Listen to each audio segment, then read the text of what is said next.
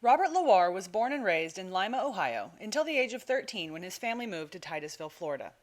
Shortly thereafter, Robert began working in his family's aerospace business as a machinist's apprentice, primarily working on cars. In the early 90s, Lawarre's family sold that business and started a stock car race team. Robert was primed for a career in this fast-paced business until experiences at Valencia Community College firmly attached him to clay. One might even say it was a scratch and attach experience. He continued his education, earning a BFA in ceramics at the University of Central Florida, and now works as a teaching artist in summer camps and public schools in Central Florida.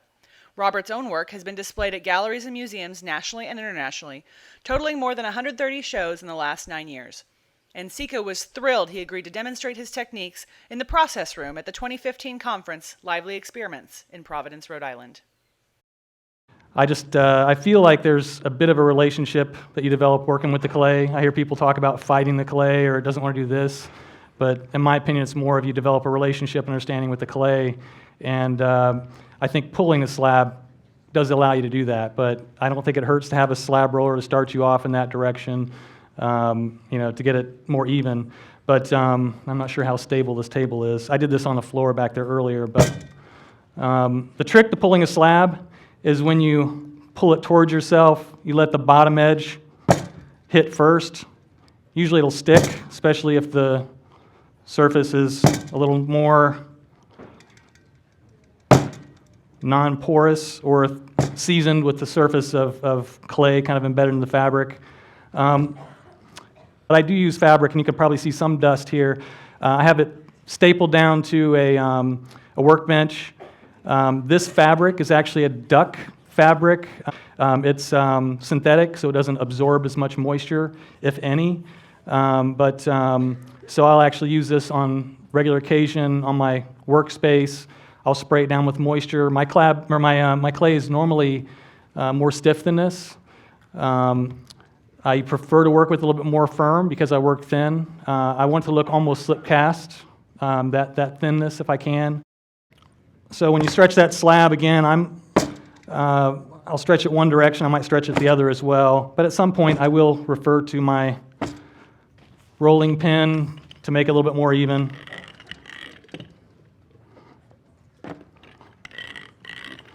But I'm flipping it so it doesn't stick to the surface.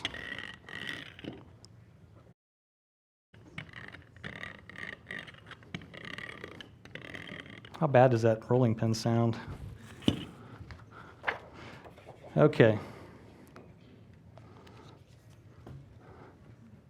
This is a nice little way to keep your tools. I guess I can put that up there in case you guys didn't get a picture of it. So the description of this was talking about movement. When you look at these pieces over here, there is some movement in the forms. Some of it is actual because the form is stretched, but there's also the patterning that's occurring on there is creating some kind of movement. You know, this strong accent line through there, breaking up that form, giving your eye some place to rest from all the texture that's happening on there, but also kind of tying them together, bridging the gap between those two, but also directing your attention that way, as well as the handle coming out through the spout. So those are the kind of things that I look for as I'm building a form. Some things I'll plan out, but sometimes, just from what I've found working in front of groups of students over the years, you just have to go with the flow. So a lot of what I do, I allow problems to occur. I allow myself to have those kind of issues and not worry so much about it. It's part of that relational part of working in clay, developing that relationship. So that way you're not fighting it. It's teaching you something while you're actually using it. Great tool, pastry roller. If you guys don't have one of these, you should. So I'm trying to stay off of my plastic. Even though it's rigid, pretty sturdy, it will leave an impression if you roll over it. So I try and follow around it the best that I can. And it might look like overkill rolling this back and forth, but if I can get this fabric to go down the clay, even if the clay starts to kind of envelop the fabric, when I peel that back out, it will actually, those lines we talked about, or I've heard somebody else talk about clay having a memory. I depend on that as I'm putting the texture in it. as I'm stretching it, even if the lines have been covered up, they will open back up. Okay, so I do like to define these lines. What I'll do is, I do have some templates at home. Have you ever heard of French curves? A lot of people nowadays aren't familiar with those. I do use those at home to make some of these curved lines. My grandfather had made a set of aluminum ones, so it's my way of being able to go back and kind of pay homage to influence that he had in my life. Family history is important to me as well, as history in general. But just holding the roller in an angle, you can kind of define that line. So in order to get this other line here, my template material, you can see I've cut open or cut this apart, and I'm saving both components so that way I can transfer that line down below.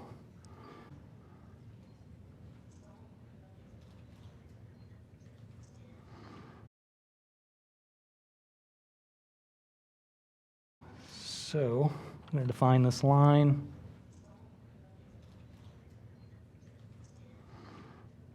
Talking about stretching yourself, my time spent at Valencia Community College, which wasn't mentioned, that was where I got my AA. Michael Galetta is one of my favorite teachers. When I was there, I took a speech class and I passed with a D.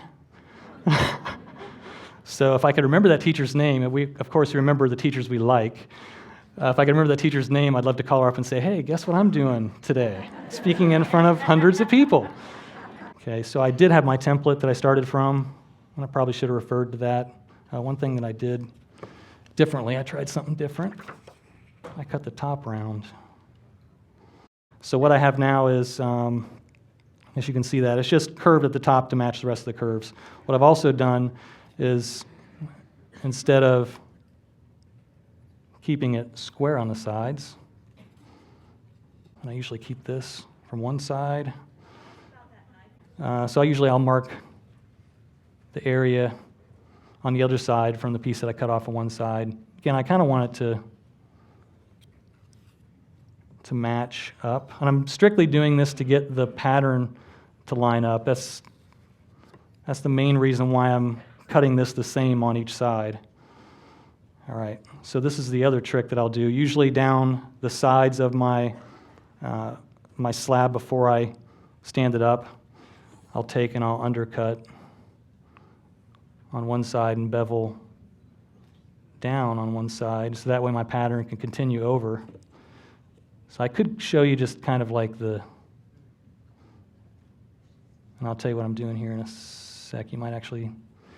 So what I'm doing is, with this on the table next to the form, I'm using the tip of my knife is going up against the bottom edge of that stick, and I'm using that as my guide.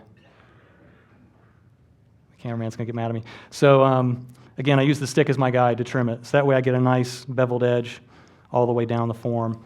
So when I come over and do this side, and I have to think about it for a second, I'll set it on top. And I find that if you set your stick on top, it kind of holds the pattern down better.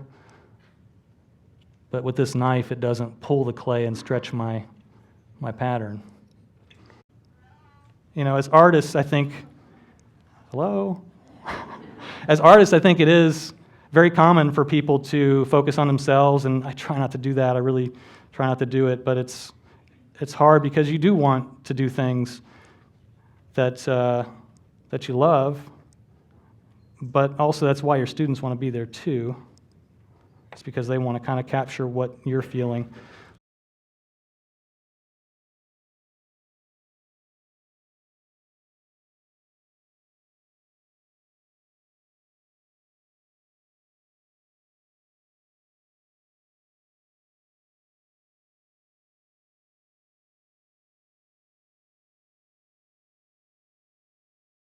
So I'll come up over this so you guys can see the bevel.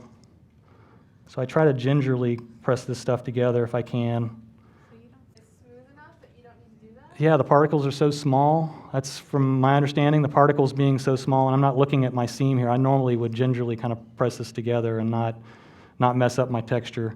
But I usually kind of hover over my pieces.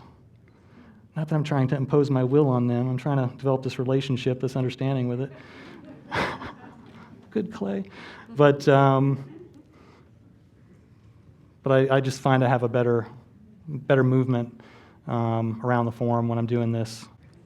Yeah, so trick on this lid, and this can work on any form. I actually put an extra piece on here to keep the lid up off the form, so that way I've got a place for the glaze to stop on the edge of the lid as well as a place to stop on the top of the form. So I attach this, let this get leather hard, let this get leather hard. I'll take a strip of, this will be that one thing. Unfortunately, I had to wait here till the end. So leather hard, very flexible, or I'm sorry, plastic clay, very flexible, leather hard clay, and I will make a little strip.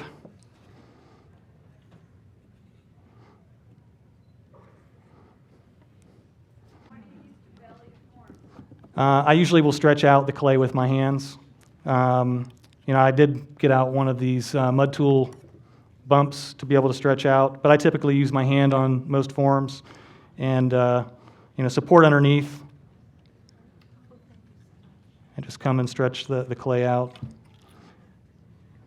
But gradually is better.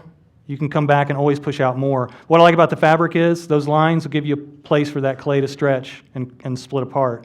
But and with a really dense plastic clay like this one is, you can do that without it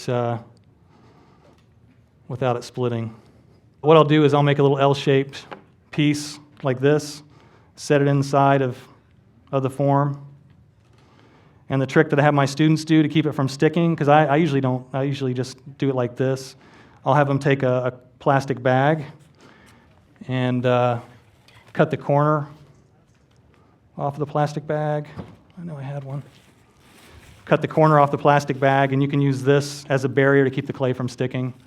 Okay? So you can actually, and saran wrap is even better because it's thinner. So you can lay that in there, push it down inside. You can put your L-shaped piece in the form. So I cut through both at the same time so that way they be lined up.